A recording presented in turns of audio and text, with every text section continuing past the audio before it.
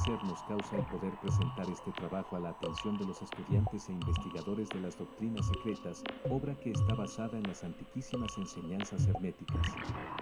Se ha escrito tan poca cosa sobre este asunto, a pesar de las innumerables referencias que se han hecho de estas enseñanzas en muchos de los trabajos sobre ocultismo, que los investigadores de las verdades arcanas habrán, sin dudas, presentido la aparición de este libro.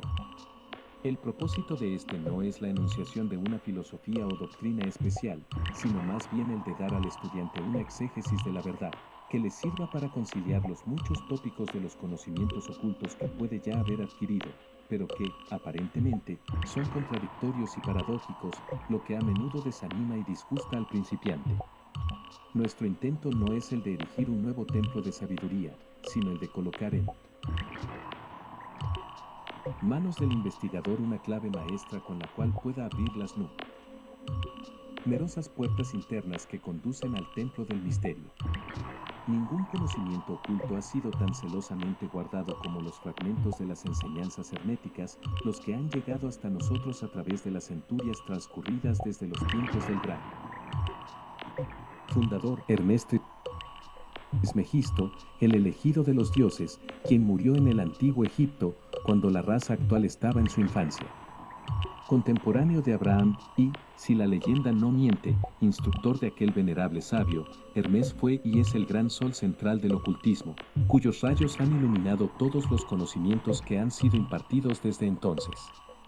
Todas las bases fundamentales de las enseñanzas esotéricas que en cualquier tiempo han sido impartidas a la raza son originarias, en esencia, de las formuladas por Hermes. Aún las más antiguas doctrinas de la India han tenido su fuente en las enseñanzas herméticas. Desde la tierra del Ganges muchos ocultistas avanzados se dirigieron hacia el Egipto para postrarse a los pies del maestro. De él obtuvieron la clave maestra, que, al par que explicaba, reconciliaba sus diferentes puntos de vista, estableciéndose así firmemente la doctrina secreta. De todas partes del globo vinieron discípulos y neófitos que miraban a Hermes como el maestro de los maestros, y su influencia fue tan grande que, a pesar de las negativas de los centenares de instructores que había en los diferentes países, se puede fácilmente encontrar en las enseñanzas de estos últimos las bases fundamentales en las que se asentaban las doctrinas herméticas. El estudiante de religiones comparadas puede fácilmente percibir la influencia tan grande que las enseñanzas herméticas han ejercido en todas las religiones, sea cual fuere el nombre con que se les conozca ahora, bien en las religiones muertas o bien en las actualmente existentes. La analogía salta a la vista, a pesar de los puntos aparentemente contradictorios, y las enseñanzas herméticas son como un conciliador de ellas. La obra de Hermes parece haberse dirigido en el sentido de sembrar la gran verdad que se ha desarrollado y germinado en tantas y tan extrañas formas, más bien que en el de establecer una escuela de la filosofía que dominara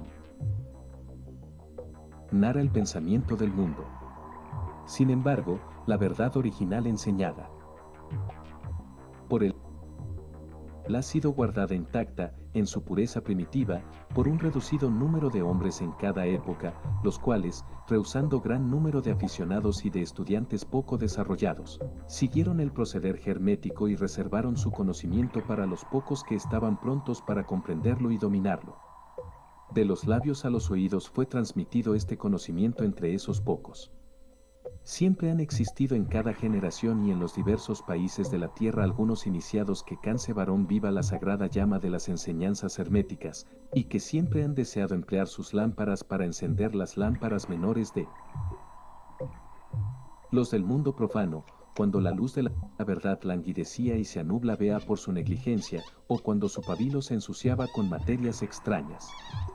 Han existido siempre los pocos que cuidaron el altar de la verdad, sobre el cual conservaron siempre ardiendo la lámpara perpetua de la sabiduría. Esos hombres dedicaron su vida a esa labor de amor que el poeta describiera en estas líneas: oh, no dejes extinguirse la llama. Sustentada por generación tras generación en su oscura caverna, en sus templos sagrados sustentada. Nutrida por puros sacerdotes de amor, no dejes extinguirse la llama. Estos hombres no buscaron nunca ni la aprobación popular ni acaparar gran número de prosélitos. Son indiferentes a esas cosas, pues saben de sobra cuán pocos hay en cada generación, capaces de recibir la verdad o de reconocerla si se les presentara. Ellos reservan la carne para los hombres, mientras que los demás dan leche a los niños, conservan sus perlas de sabiduría para los pocos elegidos capaces de apreciar su valor y de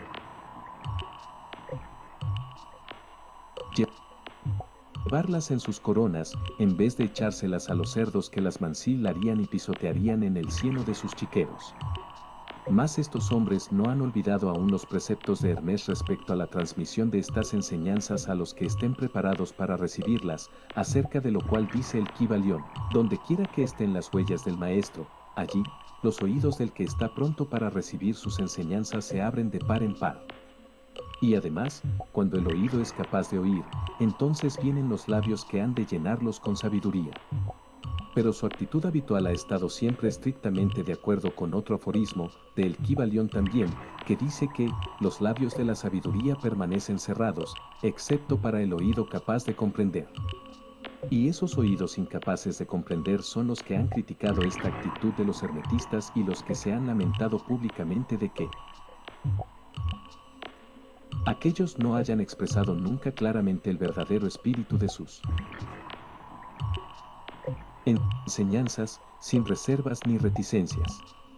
Pero una mirada retrospectiva en las páginas de la historia demostrará la sabiduría de los maestros, quienes conocían la locura que era intentar enseñar al mundo lo que éste no deseaba ni estaba preparado para recibir.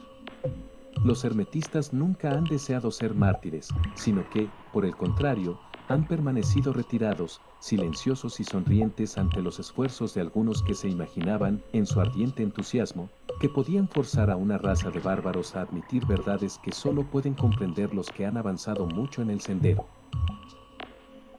El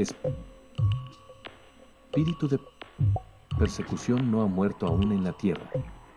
Hay ciertas enseñanzas herméticas que, si se divulgaran, atraerían sobre sus divulgadores un griterío de odio y el desprecio de las multitudes, las que volverían a gritar de nuevo: crucificadlo.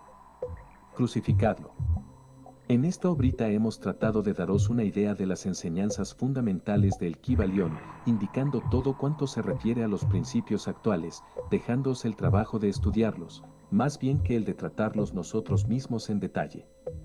Si sois verdaderos estudiantes o discípulos, comprenderéis y podréis aplicar estos principios. Si no, debéis desarrollarlos, pues de otra manera las enseñanzas herméticas no serán para vosotros sino palabras, palabras, palabras. Capítulo I. La filosofía hermética. Los labios de la sabiduría permanecen cerrados, excepto para el oído capaz de comprender. El Kybalión. Desde el antiguo Egipto han venido las enseñanzas fundamentales y secretas que tan fuertemente han influido en los sistemas filosóficos de todas las razas y de todos los pueblos, durante centurias enteras. El Egipto, la patria de las pirámides y de la Esfinge, fue la cuna de la sabiduría secreta y de las doctrinas místicas. Todas las naciones han sacado las suyas de sus doctrinas esotéricas: la India, Persia, Caldea, Medea, China, Japón, Asiria, la antigua Grecia y Roma, y otros no menos importantes países. Se aprovecharon libremente de las doctrinas formuladas por los hierofantes y maestros de la tierra de Isis, conocimientos que solo eran transmitidos a los que estaban preparados para participar de lo oculto.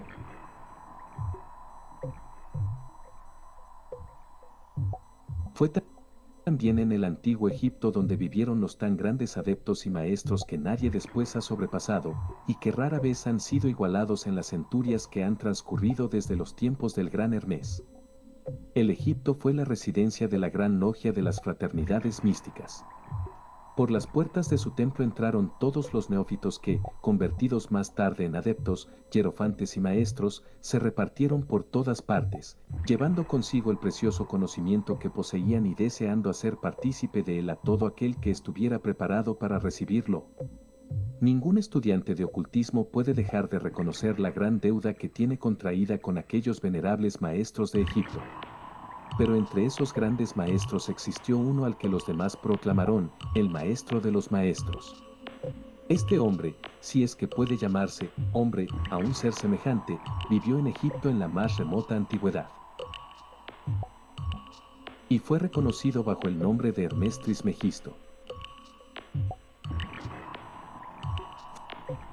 Fue el padre de la sabiduría, el fundador de la astrología, el descubridor de la alquimia. Los detalles de su vida se han perdido para la historia, debido al inmenso espacio de tiempo transcurrido desde entonces. La fecha de su nacimiento en Egipto, en su última encarnación en este planeta, no se conoce ahora, pero se ha dicho que fue contemporáneo de las más antiguas dinastías de Egipto, mucho antes de Moisés. Las autoridades en la materia lo creen contemporáneo de Abraham, y en alguna de las tradiciones judías se llega a afirmar que Abraham obtuvo muchos de los conocimientos que poseía del mismo Hermes. Después de haber transcurrido muchos años desde su muerte, la tradición afirma que vivió 300 años, los egipcios lo deificaron e hicieron de él uno de sus dioses, bajo el nombre de Tot.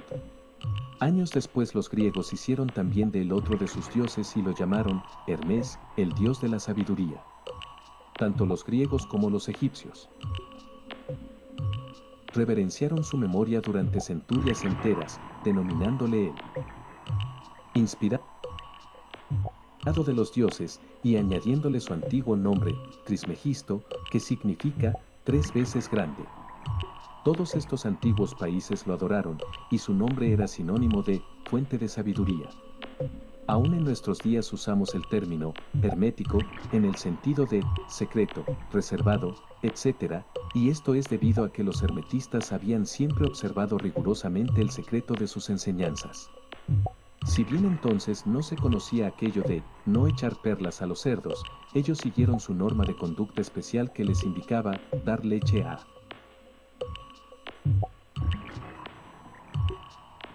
los niños y carne a los hombres, cuyas máximas son familiares a todos los lectores de las escrituras bíblicas, máximas que, por otra parte, habían sido ya usadas muchos siglos antes de la era cristiana. Y esta política de diseminar cuidadosamente la verdad ha caracterizado siempre a los hermetistas, aún en nuestros días. Las enseñanzas herméticas se encuentran en todos los países y en todas las religiones, pero nunca identificada con un país en particular ni con secta religiosa alguna. Esto es debido a la prédica que los antiguos instructores hicieron para evitar que la doctrina secreta se cristalizara en un credo. La sabiduría de esta medida salta a la vista de todos los estudiantes de historia. El antiguo ocultismo de la India y la Persia degeneró y se perdieron sus conocimientos, debido a que los instructores se habían convertido en sacerdotes y mezclaron la teología con la filosofía, siendo su inmediata consecuencia que perdieron toda su sabiduría, la que acabó por transformarse en una cantidad inmensa de supersticiones religiosas, cultos, credos y dioses. Lo mismo pasó con las enseñanzas herméticas de los gnósticos cristianos, enseñanzas que se perdieron por el tiempo de Constantino, quien mancilló la filosofía mezclándola con la teología, y la Iglesia cristiana perdió entonces su verdadera esencia y espíritu, viéndose obligada a andar a ciegas durante varios siglos, sin que hasta ahora haya encontrado su camino, observándose actualmente que la Iglesia cristiana está luchando nuevamente por aproximarse a sus antiguas enseñanzas místicas. Pero siempre han existido unas cuantas almas que han conservado viva la llama, alimentándola cuidadosamente y no permitiendo que se extinguiera su luz. Y gracias a esos firmes corazones y a esas mentes de extraordinario desarrollo tenemos aún la verdad con nosotros. Mas no se encuentra en los libros. Ella ha sido transmitida del maestro al discípulo, del iniciado al neófito, de los labios a los oídos. Si alguna vez se ha escrito algo sobre ella, su significado ha sido cuidadosamente velado con términos de astrología y alquimia, de tal manera que solo los que poseían la clave podían leerlo sí o rectamente. Esto se hizo necesario a fin de evitar las persecuciones de los teólogos de la Edad Media, quienes luchaban contra la doctrina secreta a sangre y fuego. Aún en nuestros días nos es dable encontrar algunos libros valiosos de filosofía hermética, pero la mayor parte se ha perdido. Sin embargo, la filosofía hermética es la única clave maestra que puede abrir las puertas a todas las enseñanzas ocultas. En los primeros tiempos existió una compilación de ciertas doctrinas herméticas que eran las bases fundamentales de toda la doctrina secreta y que habían sido, hasta entonces, transmitidas del instructor al estudiante, compilación que fue conocida bajo el nombre de El Kybalión, cuyo exacto significado se perdió durante centenares de años. Sin embargo, algunos que han recibido sus máximas de los labios a los oídos las comprenden y las conocen. Sus preceptos no habían sido escritos nunca hasta ahora. Son, simplemente, una serie de máximas y axiomas que luego eran explicados y ampliados por los iniciados. Estas enseñanzas constituyen realmente los principios básicos de la alquimia hermética, la que, contrariamente a lo que se cree, está basada en el dominio de las fuerzas mentales, más bien que en el de los elementos materiales, en la transmutación de una clase de vibraciones mentales en otras, más bien que en el cambio de una clase de metal en otro. La leyenda acerca de la piedra filosofal, que convertía todos los metales en oro, era una alegoría relativa a la filosofía hermética, alegoría que era perfectamente comprendida por todos los discípulos del verdadero hermetismo. En esta obrita invitamos a nuestros estudiantes a examinar las enseñanzas herméticas, tal como fueron expuestas en el Kybalión, explicadas y ampliadas por nosotros, humildes estudiantes de las mismas, que si bien llevamos el título de iniciados somos, sin embargo, simples discípulos a los pies de Hermes, el Maestro. Transcribimos aquí muchas de las máximas y preceptos del Kybalión, acompañadas por explicaciones y comentarios que creemos ayudarán a hacer más fácilmente comprensible esas enseñanzas por los hombres modernos, especialmente teniendo en cuenta que el texto original ha sido velado a propósito con términos obscuros y desconcertantes. Las máximas originales, axiomas y preceptos del Kybalión están impresos con otro tipo de letra. Esperamos que los lectores de esta obra sacarán tanto provecho del estudio de sus páginas como lo han sacado otros, que han pasado antes por el mismo sendero que conduce a la maestría desde los tiempos de Hermes Trismegisto, el maestro de los maestros, el 3 veces grande, hasta ahora. Dice el Kybalión, donde quiera que estén las huellas del maestro, allí los oídos del que está pronto para recibir sus enseñanzas se abren de par en par. Cuando el oído es capaz de oír, entonces vienen los labios que han de llenarlos con sabiduría. De manera que, de acuerdo con lo indicado, este libro solo atraerá la atención de los que están preparados para recibirlo. Y recíprocamente, cuando el estudiante esté preparado para recibir la verdad, entonces este libro llegará a él. El principio hermético de causa y efecto, en su aspecto de ley de atracción, llevará los oídos junto a los labios y el libro junto al discípulo. Capítulo 2. Los 7 principios herméticos. Los principios de la verdad son 7, el que comprende esto perfectamente, posee la clave mágica ante la cual todas las puertas del templo se abrirán de par en par. El Kybalión, los 7 principios sobre los que se basa toda la filosofía hermética son los siguientes: 1. El principio de mentalismo. 2. El principio de correspondencia. 3. El principio de vibración. 4. El principio de polaridad. 5. El principio del ritmo. 6. El principio de causa y efecto. 7. El principio de generación. 1. El principio de mentalismo. El todo es mente, el universo es mental. El Kybalión. Este principio encierra la verdad de que todo es mente.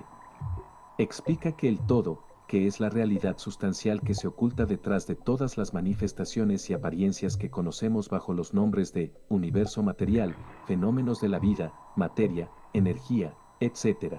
Y en una palabra, todo cuanto es sensible a nuestros sentidos materiales, es espíritu, quien en sí mismo es incognoscible e indefinible, pero que puede ser considerado como una mente infinita, universal y viviente.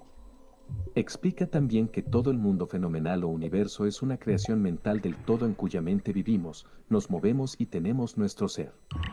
Este principio, al establecer la naturaleza mental del universo, explica fácilmente los varios fenómenos mentales y psíquicos que tanto han preocupado la atención del público, y que sin tal explicación no son comprensibles y desafían toda hipótesis científica. La comprensión de este principio hermético de mentalismo habilita al individuo a realizar y conocer la ley que rige el universo mental, aplicándola a su bienestar y desarrollo.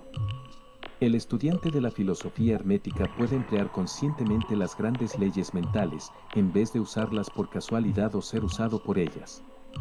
Con la clave maestra en su poder, el discípulo puede abrir las puertas del templo del conocimiento mental y psíquico y entrar en el mismo, libre e inteligentemente. Este principio explica la verdadera naturaleza de la energía, de la fuerza y de la materia, y el cómo y el por qué todas estas están subordinadas al dominio de la mente. Uno de los antiguos maestros escribió largo tiempo el que comprenda la verdad de que el universo es mental, está muy avanzado en el sendero de la maestría. Y estas palabras son tan verdad hoy en día como lo eran cuando fueron escritas. Sin esta clave maestra la maestría es imposible, y el estudiante que no la posea, en vano llamará a la puerta del templo. 2. El principio de correspondencia. Como es arriba, es abajo, como es abajo, es arriba. El Kybalión. Este principio encierra la verdad de que hay siempre una cierta correspondencia entre las leyes y los fenómenos de los varios estados del ser y de la vida, y el antiquísimo axioma hermético se refiere precisamente a esto, y afirma, como es arriba, es abajo, como es abajo, es arriba, y la comprensión de este principio da una clave para resolver muchos de los más obscuros problemas y paradojas de los misteriosos secretos de la naturaleza. Hay muchos planos que no conocemos, pero cuando aplicamos esa ley de correspondencia a ellos, mucho de lo que de otra manera nos sería incomprensible se hace claro a nuestra conciencia. Este principio es de aplicación universal en los diversos planos, mental, material o espiritual del cosmos, es una ley universal. Los antiguos hermetistas consideraban este principio como uno de los más importantes. Auxiliares de la mente, por cuyo intermedio se puede descorrer el velo que oculta lo desconocido a nuestra vida. Su aplicación puede desgarrar un tanto el velo de Isis, de tal manera que nos permita ver, aunque más no sea, algunos de los rasgos de la diosa.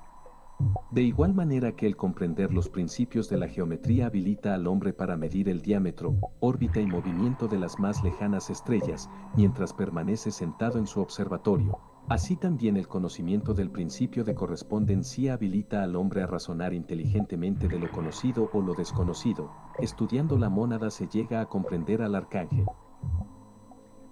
3. El principio de vibración.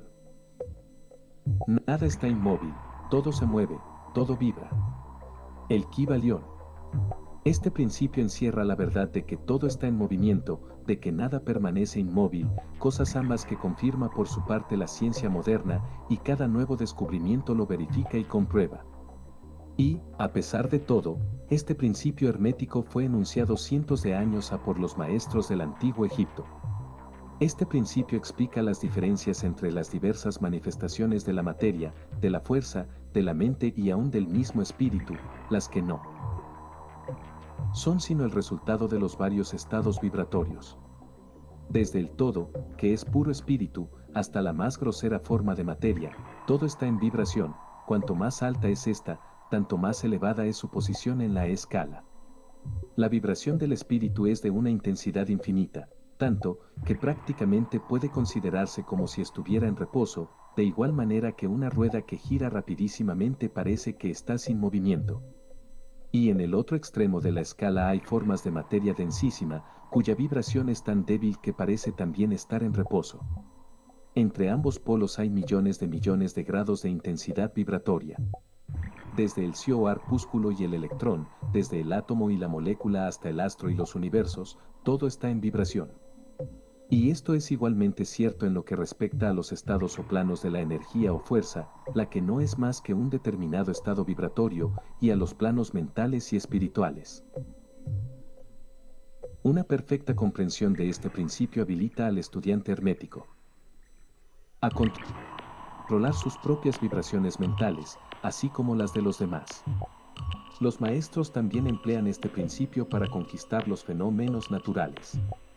El que comprenda el principio vibratorio ha alcanzado el cetro del poder, ha dicho uno de los más antiguos escritores. 4. El principio de polaridad. Todo es doble, todo tiene dos polos, todo, su par de opuestos, los semejantes y los antagónicos son lo mismo, los opuestos son idénticos en naturaleza, pero diferentes en grado, los extremos se tocan, todas las verdades son medias verdades, todas las paradojas pueden reconciliarse. El Kybalión. Este principio encierra la verdad de que todo es dual, todo tiene dos polos, todo su par de opuestos, afirmaciones que son de otros tantos axiomas herméticos.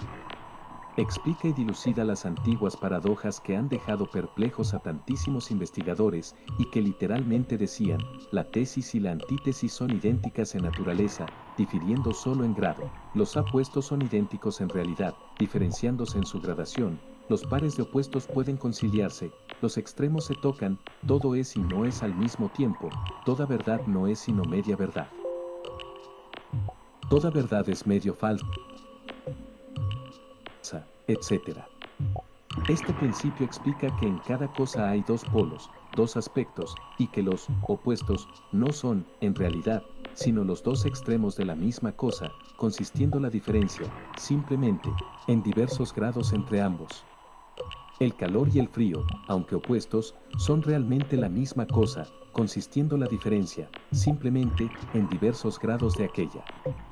Mirad un termómetro y tratad de averiguar dónde empieza el calor y dónde termina el frío.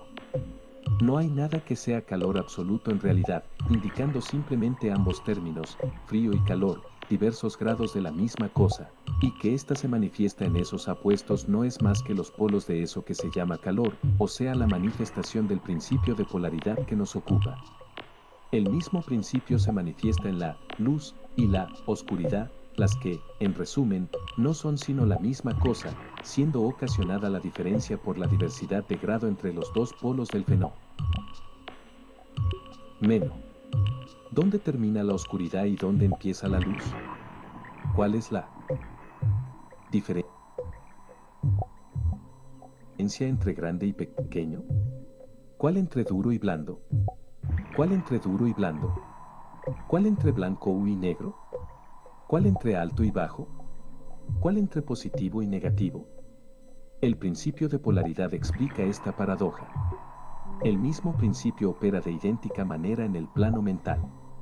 Tomemos, por ejemplo, el amor y el odio, dos estados mentales completamente distintos aparentemente, y notaremos que hay muchos grados entre ambos, tantos que las palabras que nosotros usamos para designarlos, agradable y desagradable, se esfuman una en la otra, hasta tal punto que muchas veces somos incapaces de afirmar si una cosa nos causa placer o disgusto. Todas no son más que gradaciones de una misma cosa, como lo comprenderéis claramente por poco que meditéis sobre ello.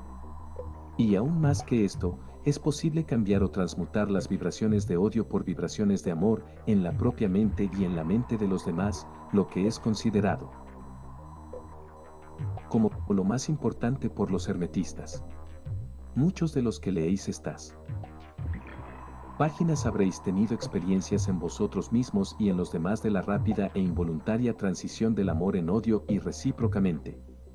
Y ahora comprenderéis la posibilidad de efectuar esto por medio del poder de la voluntad, de acuerdo con las fórmulas herméticas.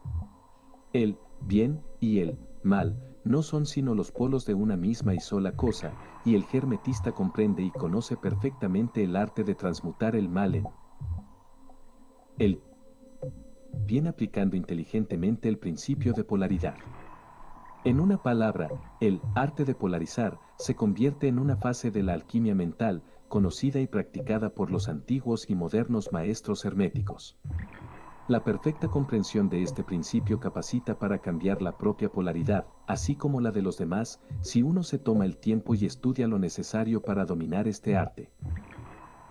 5. El principio del ritmo. Todo fluye y refluye, todo tiene sus periodos de avance y retroceso, todo asciende y desciende, Todo se mueve como un péndulo, la medida de su movimiento hacia la derecha es la misma que la de su movimiento hacia la izquierda, el ritmo es la compensación. El Kybalión. Este principio encierra la verdad de que todo se manifiesta en un determinado movimiento de ida y vuelta, un flujo y reflujo, una oscilación de péndulo entre los dos polos que existen de acuerdo con el principio de polaridad, descrito un momento A. Hay siempre una acción y una reacción, un avance y un retroceso, una ascensión y un descenso. Y esta ley rige para todo, soles, mundos, animales, mente, energía, materia. Esta ley lo mismo se manifiesta en la creación como en la destrucción de los mundos, en el progreso como en la decadencia de las naciones, en la vida, en las cosas todas y, finalmente, en los estados mentales del hombre, y es con frecuencia esto último que creen los hermetistas que este principio es el más importante.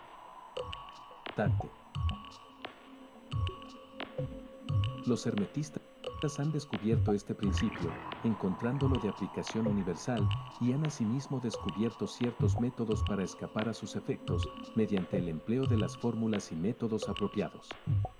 Emplean para ello la ley mental de neutralización. No pueden anular el principio o impedir que opere, pero han aprendido a eludir sus efectos hasta un cierto grado que depende del dominio que se tenga de dicho principio. Saben cómo usarlo, en vez de ser usados por él. En este y en otros parecidos métodos consiste la ciencia hermética. El maestro se polariza a sí mismo en el punto donde desea quedarse, y entonces neutraliza la oscilación rítmica pendular que tendería a arrastrarlo hacia el otro polo. Todos los que han adquirido cierto grado de dominio sobre sí mismos ejecutan esto hasta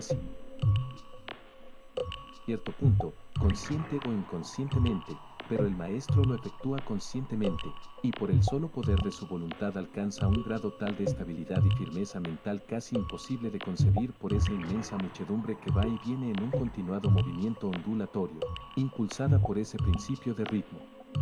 Este, así como el de la polaridad, ha sido cuidadosamente estudiado por los hermetistas, y los métodos de contrabalancearlos, neutralizarlos y emplearlos, forman una de las partes más importantes de la alquimia mental hermética.